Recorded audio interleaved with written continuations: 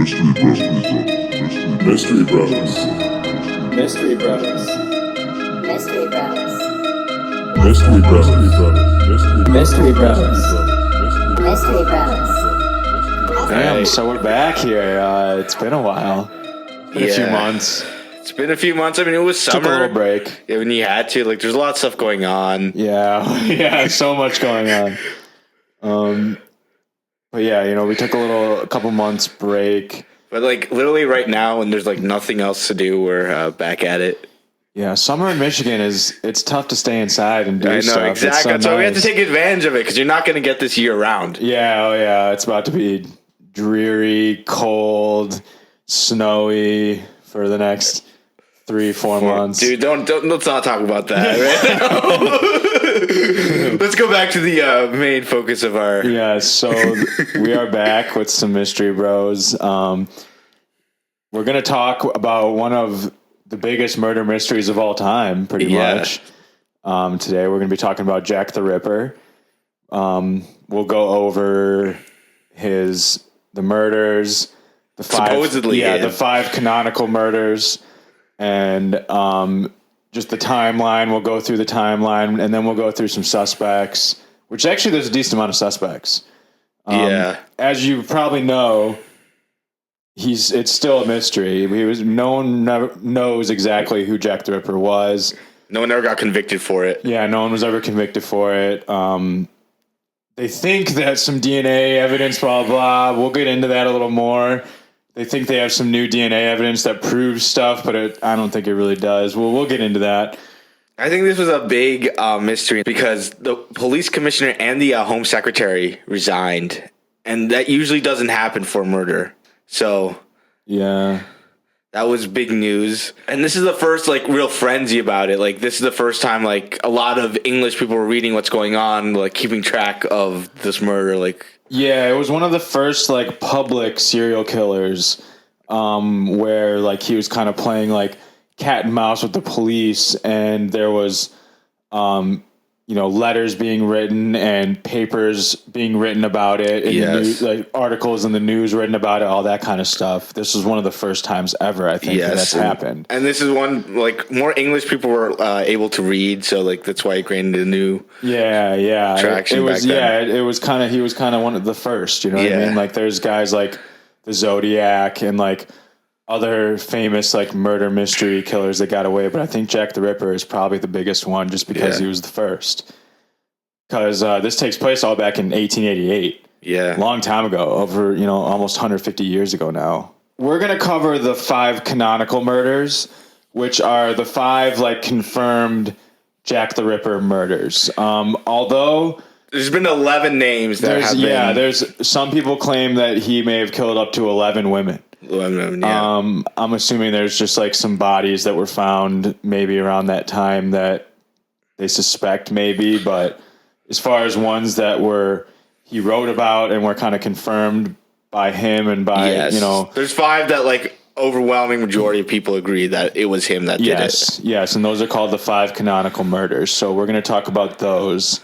So the story begins in the east side of London in a neighborhood called Whitechapel. It's not the greatest place to live. A lot of prostitution, a lot of crime. Just not a good area. Yeah, supposedly there was a big influx of immigration and stuff at that time period to London because there were so many jobs there and stuff. And East London just ended up kind of becoming more of a ghetto area pretty much. So Mary Nichols, on August 31st, 1888, she was found dead at 3:40 a.m. while walking home. When the first guy discovered her, she was dead for about a half hour.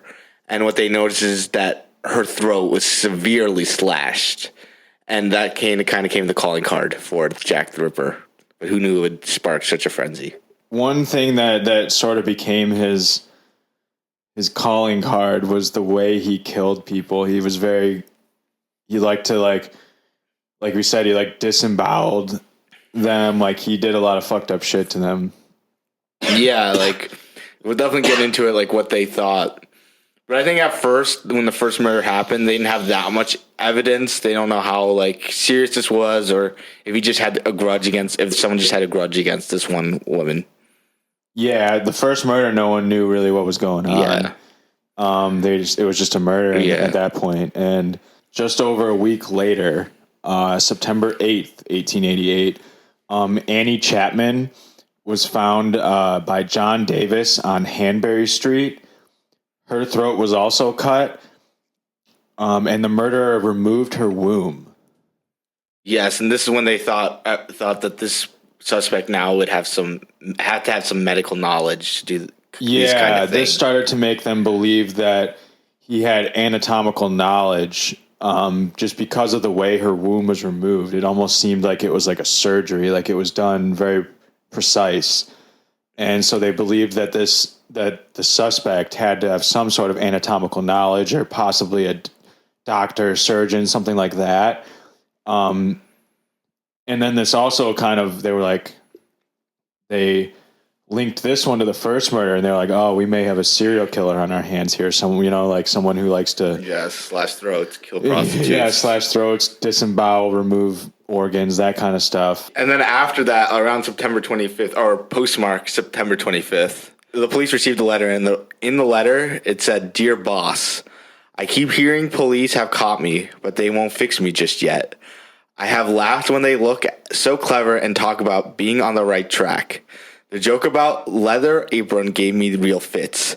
I am down on whores, and I shan't quit ripping them till I do get buckled.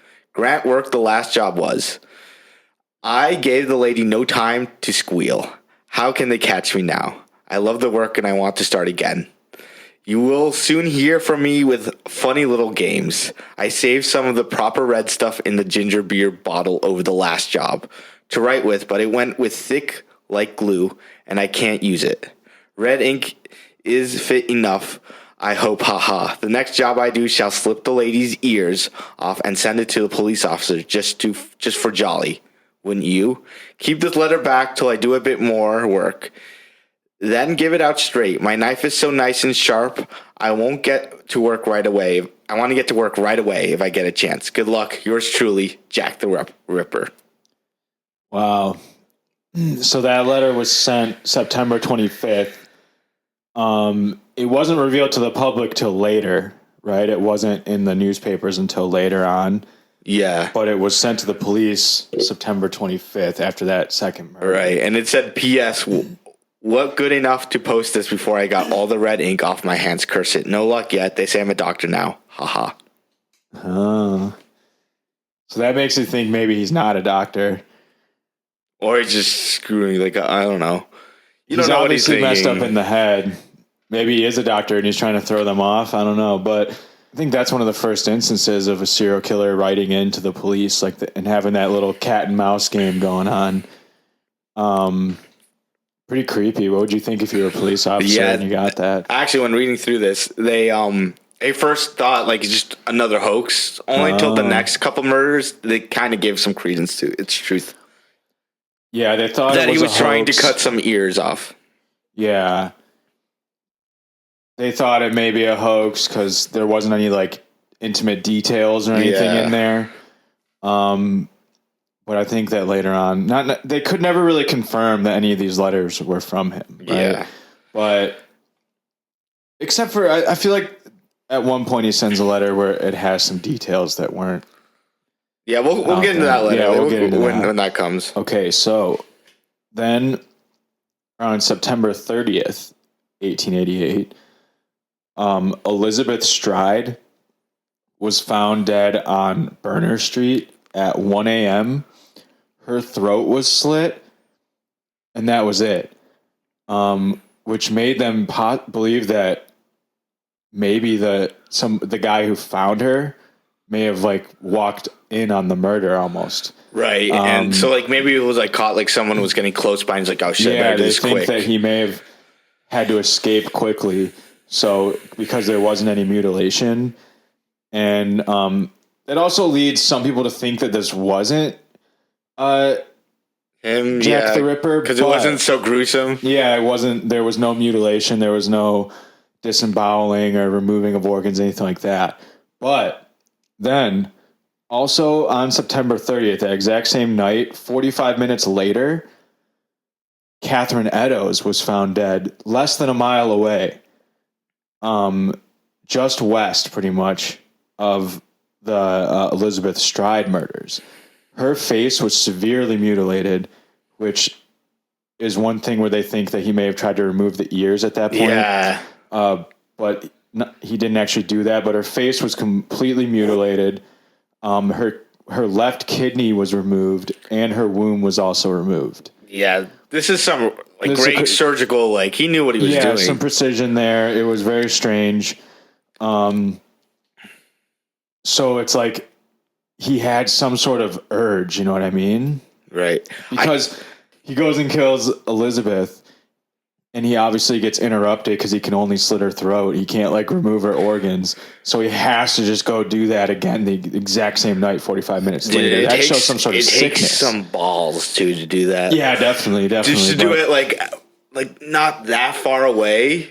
Yeah, it really wasn't that far away. Go detail again. It was only 4 blocks away. Dude, I wonder what it's like walking in that neighborhood at night. That must be a creepy area. Oof. At that time? At that time, yeah. Yeah, I don't think people realize how dangerous it was to just be alive back in the 1800s or so, you know? Another thing about the Catherine Eddowes, this is where they found one of the only pieces of evidence that they actually found during these murders on the crime scenes. They found a piece of her apron, which was only about a block away from where her body was. But the interesting thing about this is, so he killed Elizabeth over on the east side of East London, and then he went and killed Catherine more to the west, and then they found the apron close to the east, closer to the first murder. So he actually murdered Elizabeth, then went and murdered Catherine and got what he wanted. He got to mutilate her, all that stuff, and then went back east towards the first murder. Yeah.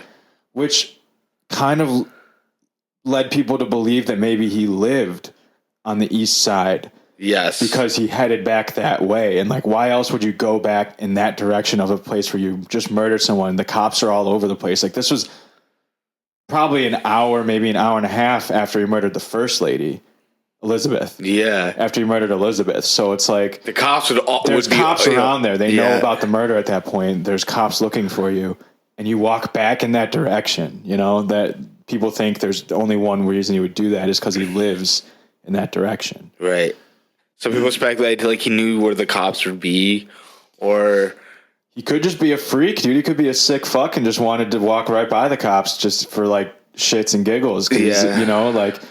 He obviously enjoys the cat and mouse game with the cops where he's writing them letters, that kind of thing. So maybe he just wanted to feel smart, walk right past them or something, Right. Really interesting. That's super interesting that he headed back that direction. Yeah. I mean, and they just I don't know what he was, wow. They also said near the apron they found, there was some anti-Semitic, writing that was written in chalk on there. I don't know if I think that was him or not. The police say it might, they sort of thought that he did that, but yeah, I don't know if I believe that was necessarily him. Well, it doesn't really have anything. I guess it could just show that, okay, he's anti-Semitic. Yeah, it was just Narrows, I don't know. Apparently that wasn't that uncommon back then. There was a lot of anti-Semitism in that time. So it doesn't narrow that much down. Yeah. So that's the most famous night basically, is when he killed Elizabeth, and then 45 minutes later, a few blocks over, he kills Catherine. And then leaves that apron back where he did the first. That's crazy. Right after the double murders, a postcard was sent to the police. It came to them on October 1st. And the postcard basically described what happened. He said that he was interrupted during the first murder and had to run quick, but he still had that feeling. He had that urge that he needed to do. He needed to kill someone, so he went and killed Catherine and disemboweled her and got his chance to do it. And it described all this in pretty intimate detail. And this was before anyone had written about it in the papers or anything like that. So, and this one was also signed Jack the Ripper. So they, that's pretty much one of the only like confirmed letters that they know for a fact came from Jack the Ripper, because it described all those details of the murders before anyone knew anything about them. So that was pretty interesting. Yeah, that's creepy. If it's like it hasn't been confirmed, like it supposedly was sent on October 1st, and if that's true, I do believe then it was sent by Jack the Ripper. That has not been confirmed, but that is very interesting. Yeah. So the last one was on November 9th, 1888, and it was Mary Kelly. She was actually laying in bed. How they found out about this, the landlord was looking for her rent. Like, she didn't pay rent.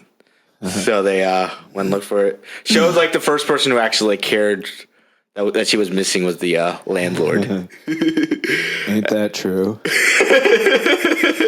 Anyways, so she found her, and this was very gruesome. She was skinned down, disemboweled. Like, this was terrible. The landlord said, quote, this was not done by a man. This was done by a devil. Yeah.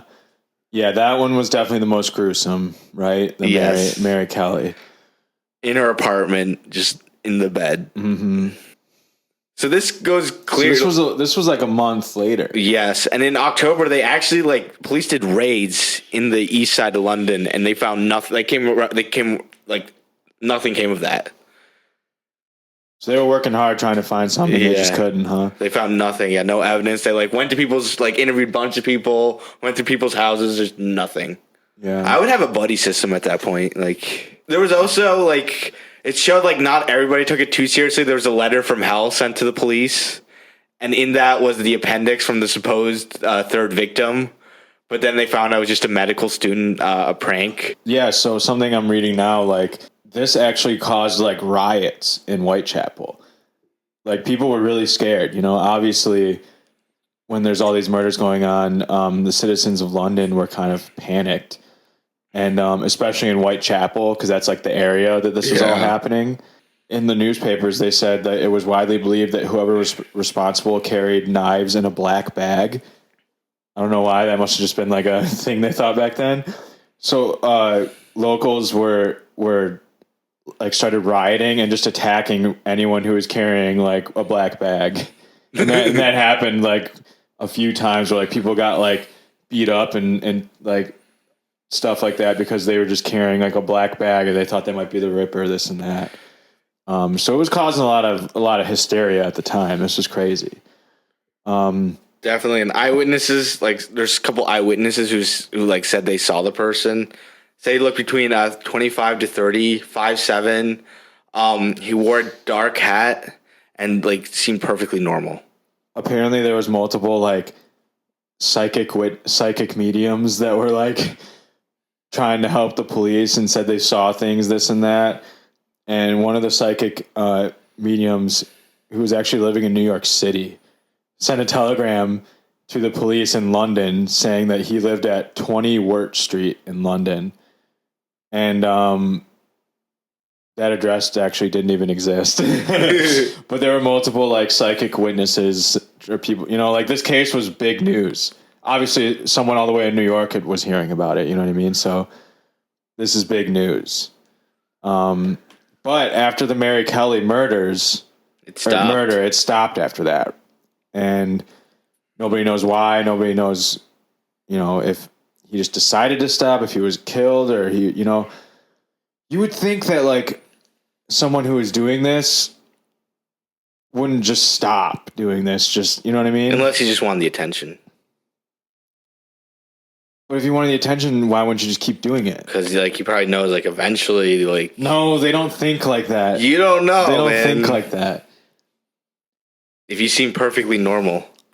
There were multiple suspects that the police looked into at the time. Some were not really looked into at the time, but like later on, people suspected them, this and that. But it's been narrowed down to around 8. Yes. 8 official suspects. And one was on the what's it called? The crimes, like the 3. They narrowed it down to 3 suspects that made it to the final list. Okay. By the chief. So the first person we're going to talk about is Montague Johnson Dewitt. Interesting guy. He was a barrister. His cousin was practicing medicine in Whitechapel near where the murders were taking place. His mother went insane, and he like written like stuff in his journal that he said he was going insane. The police commissioner thinks he knows that the family of this guy thinks that he did it. And his family described him as sexually insane. And after he disappeared after the first murder, and 4 weeks after the last murder, he was found dead in the Thames River. That's interesting. But he disappeared after the first murder, so they never actually got to question him or anything like that, right? Interesting. Again, there's not that much time to it. I guess it's speculation, but the police chief certainly thought that he made the final 3 list. Okay. It's tougher back then, dude. Back in 1888, they didn't have any DNA evidence, anything you know what I mean? They didn't know anything about any of that. So it's unless you find the knife in the guy's pocket, how are you going to be he was there at the time, you know? It's tough. Yeah. So then another suspect was Michael Ostrog. He was a Russian dude. He was Russian. He was a doctor and a criminal. Interesting combination of jobs. He had been in an asylum previous to the murders for homicidal tendencies. Ooh. Which is interesting. He wasn't in an asylum during the murders, but he had been to an asylum previously. How'd they release you? They're just all right, you're just normal enough. Yeah, and when he was questioned by the police, he couldn't really provide a strong alibi for his whereabouts during any of the murders. But I guess, like I said, they don't have DNA evidence or anything back then. So unless you catch the guy with the gun or in the middle of a murder, how are you going to prove anything? So there just wasn't enough evidence to convict him. Right. So they let him go. And there's no evidence of him being a doctor. Oh, you said he was a doctor, right? Sorry. Yeah, he was a doctor. Can they confirm? So he was there at the time. Can they confirm he was in? So he lived in London, right? Yes, but he couldn't provide really any strong alibis for where he was at all during any of the murders, which is pretty interesting. He probably was I was alone in my room sleeping, or that type of thing. And he was one of the top suspects, but again, there wasn't enough evidence to convict him, so he was never convicted. Right. And then the last suspect of the 3 was that the police chief thought was Aaron Kosminski. And now there's a big fuss going around that the evidence is actually true now, but he was at Poland. He was Polish. He was of Polish descent, resident of Whitechapel. He had a hatred towards women and prostitutes. He matched the description. A lot of people said that he looked like the people that they were describing. And they saw him in the square that night. So he was around on the night of the double murders. So he was around the double murder. Yeah. So he was seen there at the double murders. So that ties him to it. And then they said with the cloth and everything, they said there's some DNA evidence that supposedly links him to being Jack the Ripper.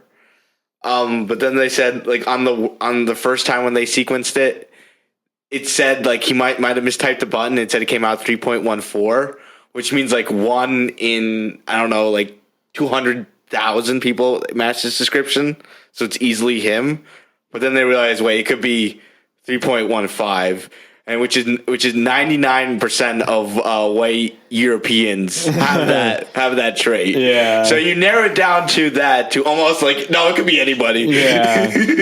Yeah, this was one of the only, like, apparently, and it's not even confirmed, but apparently somebody had like a cloth that belonged to Elizabeth, I think, or one of the victims. Was it Mary or was it? I don't remember which victim, but they said that they had a cloth that was on her when she was killed. And then, you know, it was passed down to different people, generations, blah, blah, blah. And then someone's like, this is the cloth. And then they started testing it. And then they started trying to pin it, you know. So, like, it's hard. It's been said by many scientists that there's no chance that you'd ever be able to get anything from that, just because it's been passed down to different people. So many people have like touched it because it was like the biggest piece of evidence. So many people have touched it. It's been in so many people's hands that there's no way to get like good DNA evidence off of something like this. But they tried to do that, and like you said, they sequenced something that they thought was like super rare, and then it turns out, oops, it was not that sequence, it was the other one, which is 99% of people. So it really came down to nothing. But there's been a few books written about this, and they all say it was the Aaron Kosminski because of this. But, you know, there's no way to prove anything. Well, I mean, definitely. So I think that's like not the best piece of evidence for him, but I actually think it could be him, and I think a strong reason why it could be him because he was at that square that night. Like that, I think that ties him to that very well. And those are the top three suspects that were like thought by the police at the time. Yeah. But there's a few more, and to be honest, the one that I think did it is one that we're going to talk about in a minute here. So one of the suspects, not necessarily an individual suspect, but there's a theory that some people subscribe to where they think that Jack the Ripper was actually a woman. Yeah, Jill the Ripper. That's the name they gave her. I don't think so. This isn't something I agree with because it just doesn't make sense. Like, why? I don't know, but they think that maybe like it was a woman and she knew that the police would be looking for a man, and like everyone would be thinking that a man was doing this. There's not any specific person.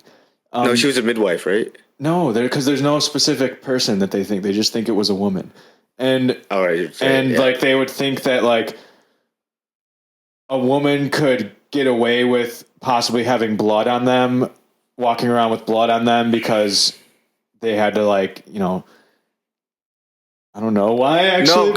No, she could have been a midwife that could describe how she would know like so much intimate details about the body, and and what gives credence to the theory is that like she would easily slip away from the police walking back through to East London because no one would suspect exactly. No one would suspect a woman, and if she was a midwife and she had blood on her, like no one would like be like, oh, I know what she's. Yeah, I just think that serial killers, especially the kind that are like writing letters to the cops and stuff, they don't want to be thought of as a different gender. You know what I mean? Like, I don't know. Yeah.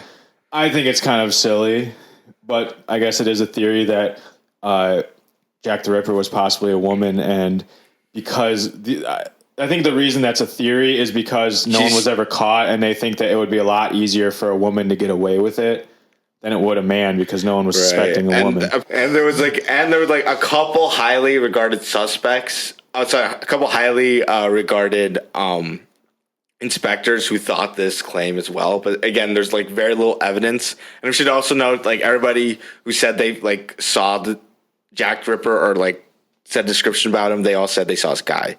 So it's just a very interesting theory. And like you said, the main point is that like she evaded police. Yeah. Yeah. So that's one theory. But again, there's no evidence of that either. And I mean, he wrote to the police and signed it like Jack the Ripper and all that stuff. So I don't know why. If the letters aren't true, if the letters were just like a hoax, I guess it maybe. could be. Yeah, maybe. But then another suspect who, again, most people think this is kind of silly as well, but was Prince Albert Victor Christian Edward. He has a lot of names. And they think this because he was known to frequent areas where victims were found, meaning he liked prostitution. He liked the prostitutes. And to the point where at one point he contracted syphilis. And a lot of people thought that he was going insane because he contracted syphilis. So they think maybe he went insane and started killing some of the prostitutes. And then the reason that it was never found or anything like that is because he was a prince, and they had to cover that up. It couldn't be found that a prince was doing this, like, especially because things weren't going great. It could possibly cause some sort of riots or like uprising, revolution type thing. If everyone found out that the prince was murdering prostitutes, like, you know what I mean? So it was covered up that way. That's a theory, but again, I think that's more of just like someone thinking way too hard about this and trying to, draw lines. Connect the dots, yeah. Yeah, connect the dots that aren't really there. I mean, why wouldn't you just send guards? Like, why wouldn't you just be like, guards, like, take this woman off the street? Unless he was the one insane. That's what they're saying is he got syphilis and went insane and wanted to kill people. So if he's the one insane, I guess, I mean, I'm sure if any high hierarchy person wanted to get away with murder, I'm sure stuff has been covered up all the time. Yeah. But I highly doubt this ties. And along with this theory, they say that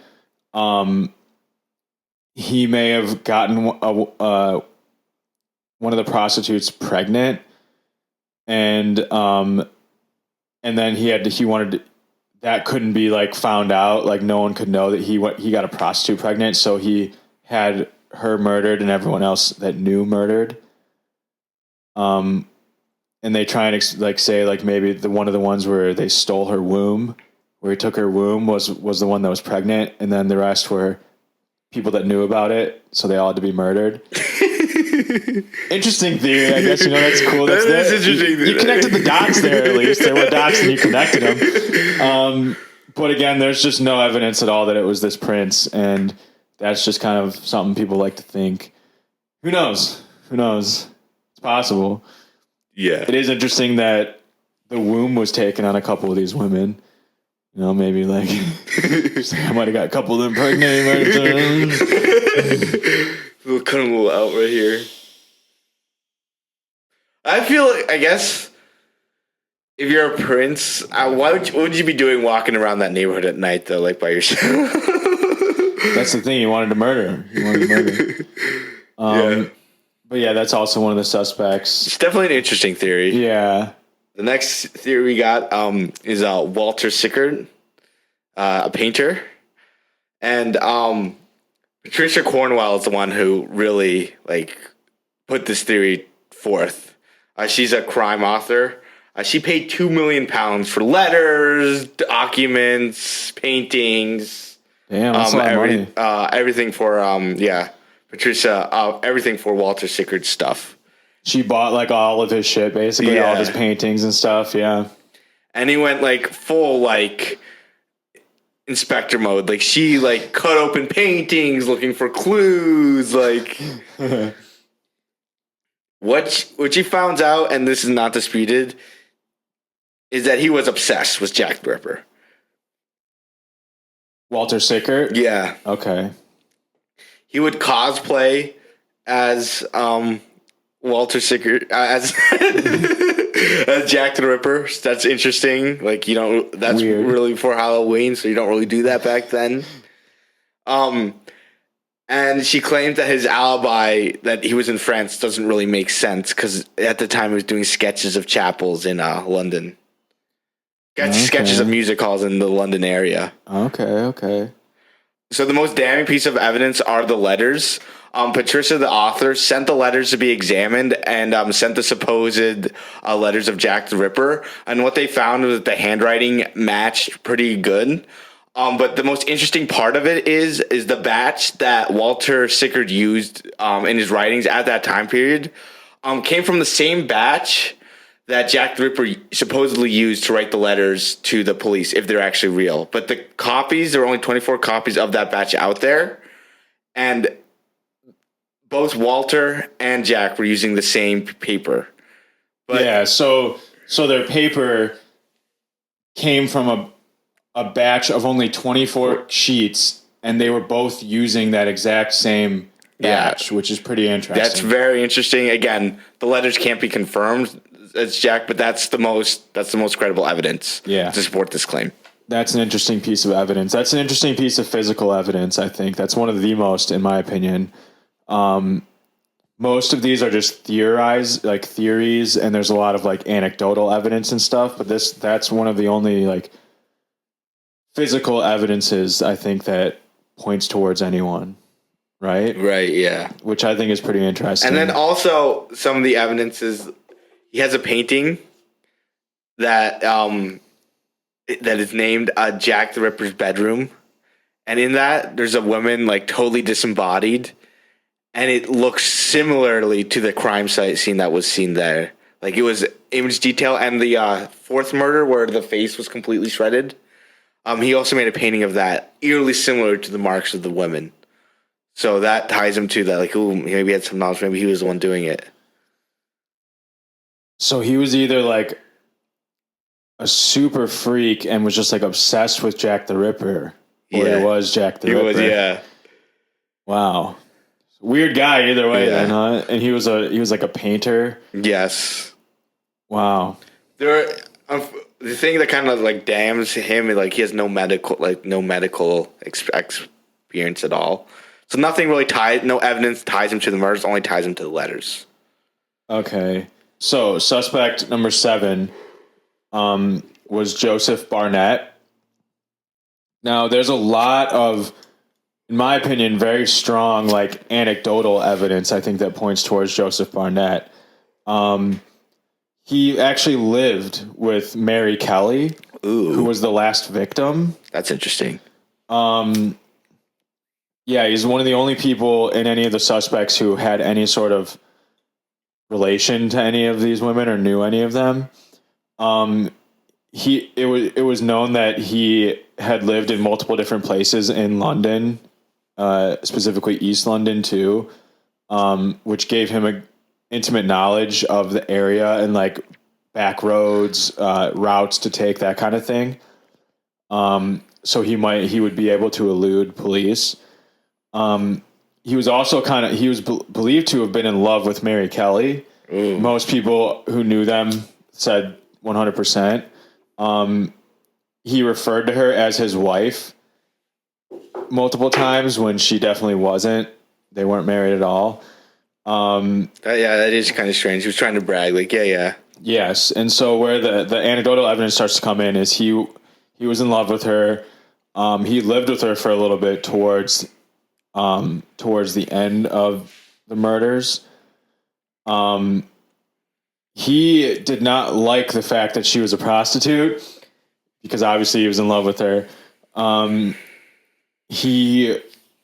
When they were living together the whole time, and he was like, it was like his mission to like make enough money to be able to pay the rent for them so that she wouldn't have to be on the streets and wouldn't have to be a prostitute. And some people, the theory is that some people believe he committed the first few murders to try and scare her, to like scare her off the streets, because it did. It scared her off the streets, and she actually wasn't working as a prostitute. After the first couple murders, she stopped and wasn't working as a prostitute for a while, for a month or two. And then it can't be that long because it was about a month.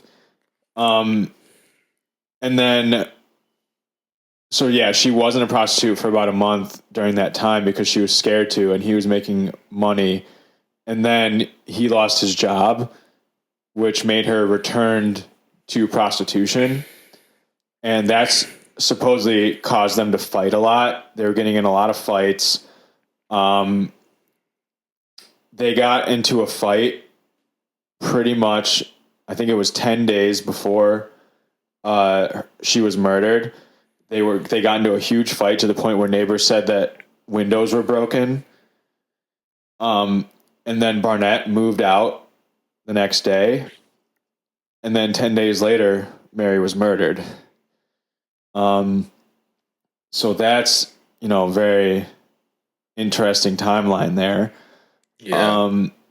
He would have had knowledge of how to get in and out of the apartment since he lived there. He also would have had knowledge of Mary's schedule because, if you remember, she was murdered in her sleep to the point where her clothes were like folded neatly next to her bed. So she obviously was like, it wasn't like they took her clothes off or anything like that. She just was asleep when she was murdered. He was actually taken by the police and questioned for 4 hours after Mary's murder. But he was set free because I guess they didn't have any evidence. And like I said, he would have had knowledge of how to get in, and there was no signs of forced entry into the apartment. And then also, like, a newspaper at the time was doing like their own like investigating, and they found out that like his friends referred to him as Jack. That's very interesting. Very interesting. He also matches the description perfectly for Jack the Ripper. Same height, same complexion, wore a hat a lot. And then it also is just kind of interesting that after the murder of Mary, everything was done. No more murders happened after that. And since this guy is very deeply connected with Mary and they think she may have been the motivation for a lot of this, it makes sense that he would stop after she's dead. Right. I definitely think, that's such a compelling evidence. Like, it really ties him to the last murder really well. How he got into, like, he knows exactly where the apartment is. He can easily find a way in. Like, that, it's not a hard issue if you know your layout. The only thing I have the issue with in believing this is, like, would you really go out and kill 4 women just to, like, scare the woman you love off the street? I mean, I guess if you were that in love, you try to do everything for a woman, but I think that's, like, just, I don't know, just a little too far just to go kill 4 other people just to scare that one, because you're risking your life. That's the only thing I have a little issue with. But it makes sense that, like, after she was dead, that he would stop. There's definitely very strong evidence for him to be linked to him to be Jack the Ripper. I mean, there's some compelling evidence there. And it really ties him the most to the last case, but that is some very compelling evidence. Everything just kind of makes sense. Like, how he did the first murders to try and scare her off the streets, which actually did do that. And then there was a big gap in between the first, like, 4 and the last one, which is when she was off the streets. And then she had to go back onto the streets. They started fighting. Everyone knew it. He moves out. 10 days later, she's dead, murdered, like, the most mutilated, the most fucked up murder of all of them. And it was done by someone who knew how to get into her apartment, knew when she would be asleep in her bed. Right. And then all the murders just stop after that. I think it's just very, very compelling anecdotal evidence. Right. He had no doctor experience, right, or anything? Nothing that ties him to anything. No, I don't think he had any medical knowledge.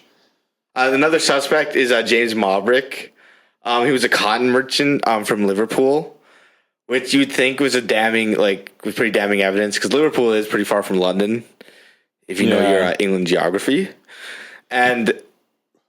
But it's worth noting, like, these murders were done on the weekends, so he could have, he was wealthy, so he could have easily traveled on the weekends to London. That's not hard to believe, and done these murders, because, maybe he was bored on the weekends too. You don't know. And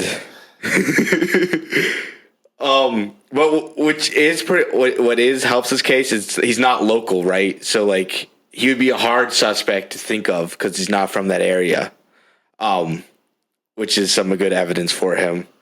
He's not doing it in his own backyard. He's doing it, like, somewhere far away. I think what the most, and he's rich, so he would have the ability to do that, whereas most people wouldn't. But then again, he's rich, so, like, why would he want to be murdering people? But maybe he's just messed up in the head. That's what he likes to do on the weekends. Yeah. It's his hobby. So what kind of ties him to this is that apparently in his estate under a floorboard, there was a diary. In the diary, it says that it was signed by Jack the Ripper, and it kept saying that it's him, Jack the Ripper, in the diary, but it never gives him his name. That it was it's James Maybrick. Like it never said like he's specifically the one in the diary, but like all his habits and stuff are contained in the diary. The only damning thing to that evidence is that the guy who like gave it forward, like kind of recanted it, saying like, no, it's all made up. And then like said again, no, it's not. I just was going through a messy divorce. So it's actually true. This diary is from him. There's also apparently a pocket watch as well. That has initials of the 5 people that he murdered. And then his initials and it's written Jack the Ripper. And in the engravings, like people have examined the watch and it says it looks from very old and from that time period. Scratches could have been made from him. And the ink in the diary that was written was used at that time period. So that kind of gives some credence to it, but like you have to believe this guy's story. But isn't the silliness when it comes down to how he got the diary? Yes, that's the problem.